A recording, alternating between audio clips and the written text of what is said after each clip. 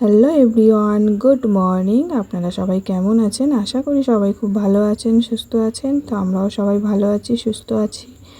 তো আমি অপর্ণা, আমার আরও একটি নতুন ব্লগে আপনাদের সবাইকে জানাই অনেক অনেক স্বাগত। আশা করি আমার এই ভিডিওটি আপনাদের ভালো লাগবে। যদি ভালো লাগে তাহলে একটা লাইক করে দেবেন, আর ভিডিওটি কেমন হয়েছে অবশ্যই কমেন্ট করে জানাবেন। ভিডিওটি যদি একটু হলেও ভালো লেগে থাকে তাহলে চ্যানেলটি সাবস্ক্রাইব করে পাশে থাকার জন্য অনুরোধ রইল। তো আজ হচ্ছে বৃহস্পতিবার, এখন ঘড়ির কাঁটায় বাজে 9:30 মতো। তো ওদিকে রান্না সকালবেলা ঘুম থেকে উঠে বাসি জামা কাপড় ছেড়ে ব্রাশ করে নিয়েছি। তারপর ওদিকে ছেলের খাবারও বসিয়ে দিয়েছি। তো আজকে ছেলেকে খাবারে দেবো সুজি। তো ছেলের খাবার ওদিকে হচ্ছে, আমি এদিকে চাটা খেয়ে নিচ্ছি, কারণ চা করা হয়ে গেছে, ঠান্ডা হয়ে যাবে। তো সেই কারণে ভাবলাম ওর খাবারটা বসিয়ে আমি চাটা খেয়ে নিই। আর আজকে সুজিটা কি বলবো, সুজিটা যখন ভেজেছি বুঝতে পারিনি কতটা পরিমাণটা। তো সেই কারণে লাস্টে যখন সুজিটা জল দেওয়ার পর আমি ভাবলাম যে ওটা সুজি তো অনেকটা ফোলে, হয়তো জল দেওয়ার পর একটু বেশি হবে। তো তারপরে দেখছি অনেকটা পরিমাণটা কম হয়েছে। ছেলে যতটা খায় যে পরিমাণে, সেই তার থেকে কম কম মনে হচ্ছিলো আমার।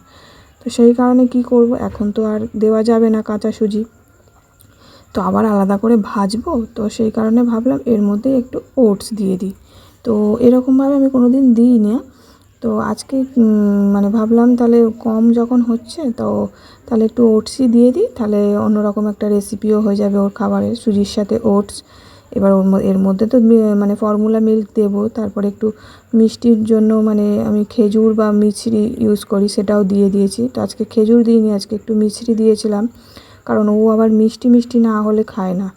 তো সেই কারণে একটু মিষ্টি দিতে হয়। তো যাই হোক, ওদিকে তো চাটা খাওয়া হয়ে গেছে, আর এদিকে দেখুন চলে এসেছি, ছেলের খাবারটা রেডি হয়ে গেছে। তো ওর খাবারটা এখন ঢেলে নিলাম বাটির মধ্যে, তো একটু ঠান্ডা করতে দেবো, ঠান্ডা হলে তারপরে ওকে খাইয়ে দেবো। আর এদিকে দেখুন আমাদের অর্ডার করা হয়েছিল ছেলের জন্য প্যাম্পার্স। তো এই প্যাম্পার্সটা এর আগের বারেও নেওয়া হয়েছিল, দুটো একসঙ্গে নেওয়া হয়েছিল। তো অনেকটা লাভ সুবিধা হয়েছিল, ভালো অনেকটা লাভে পেয়ে গেছিলাম, কমে পেয়ে গেছিলাম। কিন্তু এই যে একটা অর্ডার করেছে না, একটা অর্ডার করে পুরো ঠকে গেছে জানেন তো।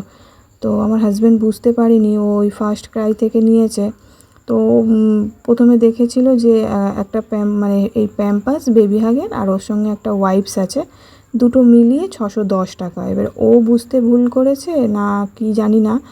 তো যাই হোক, তো অর্ডারটা দিতে এসছে। তো এখন অর্ডারটা নেওয়ার পরে যখন খুলে দেখছি, তো শুধুমাত্র প্যাম্পাসটাই আছে, ও ওয়াইপসটা আর নেই।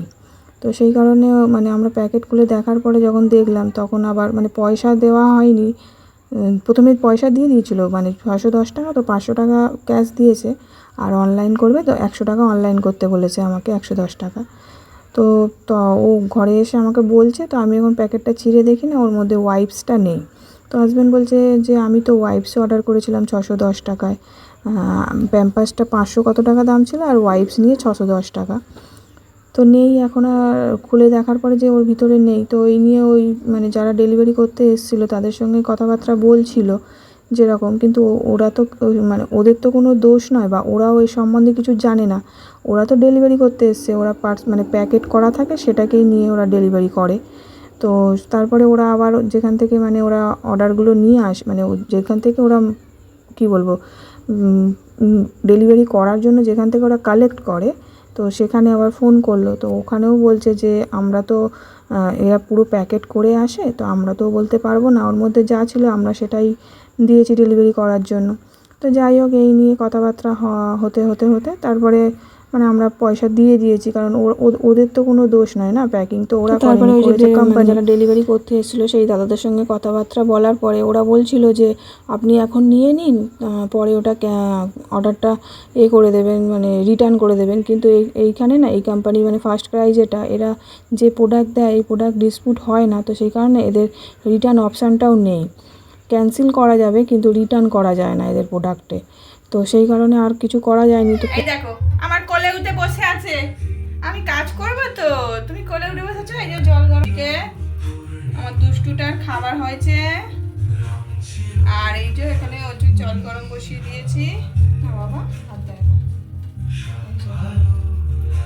আর এই যে হ্যাঁ কি স্নান করবে? স্নান করবে? আচ্ছা, স্নান করাবো, চলো। এখন খাবার রেডি হয়ে গেছে। পরে আবার দেখা গেল যে না, প্রোডাক্টটা ঠিকই আছে, ওরা যেহেতু ওই প্রোডাক্টটা ওদের মনে হয় ছিল না অ্যাভেলেবেল, সেই কারণে ওরা ওটা ডিসকাউন্ট করে দিয়েছিল। তো যাই হোক, ওদিকে ঘরের সমস্ত কাজকর্ম সেরে ছেলেকেও স্নান করিয়ে দিয়েছি, খাইয়ে দিয়েছি, ও এখন ঘুমাচ্ছে। আর এদিকে দেখুন অনেকটাই বেলা হয়ে গেছে, আজকে যেহেতু বৃহস্পতিবার, তো সেই কারণে মা তো কাজ থেকে এসে তারপরে এই পুজো দেবে। আর আমাদের সিংহাসনের সমস্ত ঠাকুর তো নামানো হয়েছিল সিংহাসনগুলো রং করার জন্য। তো আজকে মানে দুটো সিংহাসনই পুরো সম্পূর্ণ রং করা হয়ে গেছে। তো এখন ঠাকুরগুলোকে মানে যে যার জায়গায় বসিয়ে দেবে যেখানে যা ছিল। তো প্রথমে এই যে এই সিংহাসনটা এই পারে ছিল, যেখানে পাথরের সিংহাসনটা রাখা আছে, আর পাথরের সিংহাসনটা ওখানটা ছিল যেখানে এই ছোট সিংহাসনটা রাখা আছে। তো এখন একটু ওলটপালট করা হয়েছে। আর এদিকে মা ঠাকুরগুলোকে সাজিয়ে সাজিয়ে মানে সমস্ত ঠাকুরগুলোকে তাদের মানে জামা কাপড় পরিয়ে দিচ্ছিল দিয়ে। আর এই যে গোপালকে বসিয়ে দিয়েছে, গোপালকে মা প্রথমে মানে গোপালের পাশে লক্ষ্মী ঠাকুরকে রেখেছিল, মানে গোপালের পাশেই লক্ষ্মী ঠাকুর রাখা ছিল এর আগে যখন ছিল।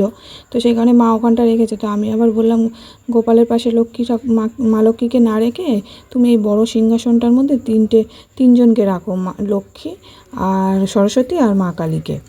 তো প্রথমে রেখেছিল, আর মানে যে বলছে যে যদি তিনজনকে একসাথে রাখি তাহলে ভোলে বাবাকে রাখা যাবে না, আর ভোলে বাবাকে তো মা কালীর পাশেই রাখতে হবে। তো সেই কারণে মা আবার কি করলো, মানে আবার চেঞ্জ করলো। মানে শাড়ি টাড়ি পরার পর না ঠাকুর মানে এইভাবে রাখলে পারে হচ্ছে না, জায়গা হচ্ছে না। তো সেই কারণে মা আবার যেরকমভাবে রাখা ছিল ওইভাবেই রাখলো।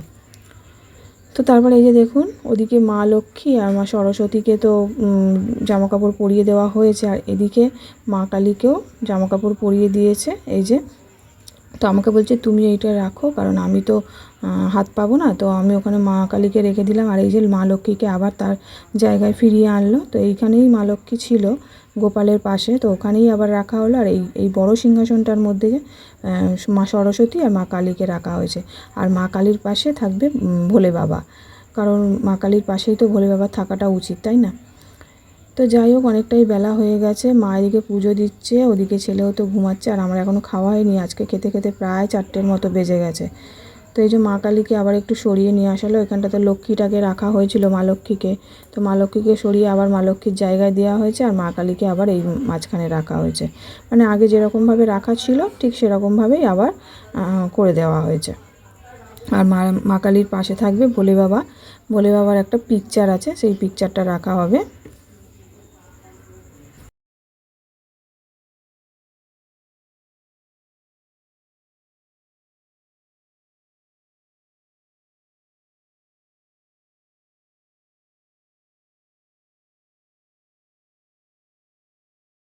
তো এই যে দেখুন আমাদের মানে পুজো দেওয়া হয়ে গেছে, মা পুজো দিয়ে দিয়েছে, এই যে ফুল দিয়ে কি সুন্দর সাজিয়ে পুজো দিয়েছে। তো অন্যান্য দিন তো সেরকমভাবে দেওয়া হয় না, এই বৃহস্পতিবার করেই একটু সুন্দর করে সাজিয়ে গুছিয়ে মানে দেওয়া হয় ঠাকুরকে পুজো।